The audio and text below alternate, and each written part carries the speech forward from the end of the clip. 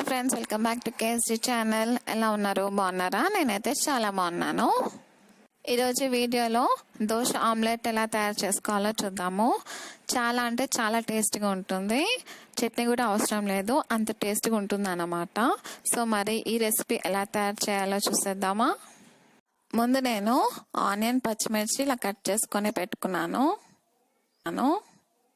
Stove on చేసి pan పెట్టుకొని 1 table spoon oil వేసుకోవాలి.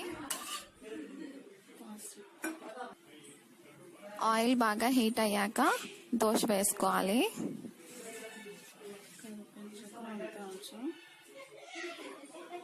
చెప్తే మర్చిపోయాను, ఇందుకు ఈ వీడియో ఎవరైనా ఫస్ట్ టైం చూస్తున్నట్టయితే లైక్ చేయండి, షేర్ చేయండి, అలాగే సబ్స్క్రైబ్ చేసుకోండి. సబ్స్క్రైబ్ చేసుకున్న వెంటనే పక్కన ఒక చిన్న బెల్ ఐకాన్ ఉంటుంది కదా, అది క్లిక్ చేయండి. బెల్ ఐకాన్ క్లిక్ చేయటం వల్ల నేను చేసే ప్రతి వీడియో మీ వరకు వస్తుంది అన్నమాట.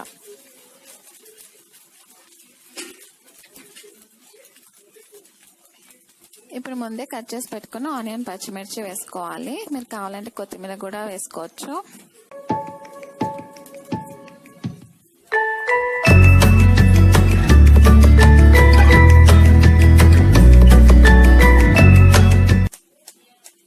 తర్వాత ఒక ఎగ్ తీసుకొని దాన్ని పగలగొట్టి ఇలా దోశ మీద వేసుకోవాలి.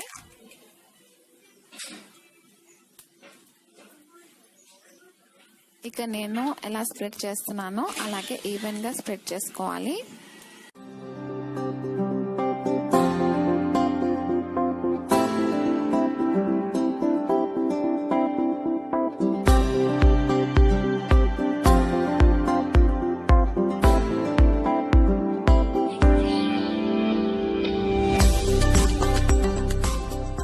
ఇందులో ఒక 1/2 టేబుల్ స్పూన్ ఎల్లిపాయ కారం వేసుకోండి.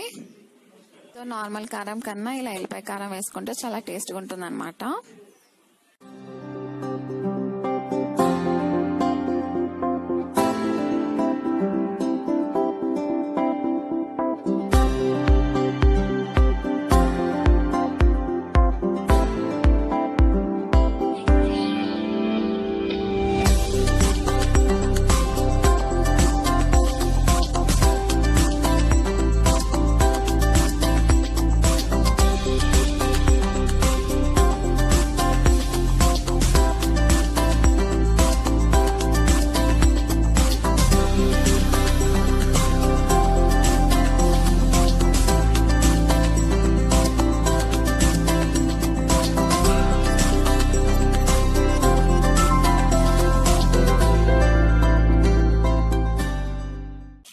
సో అంతే అండి, చాలా ఈజీ అండ్ టేస్టీగా దోశ ఆమ్లెట్ అయితే రెడీ అయిపోయింది.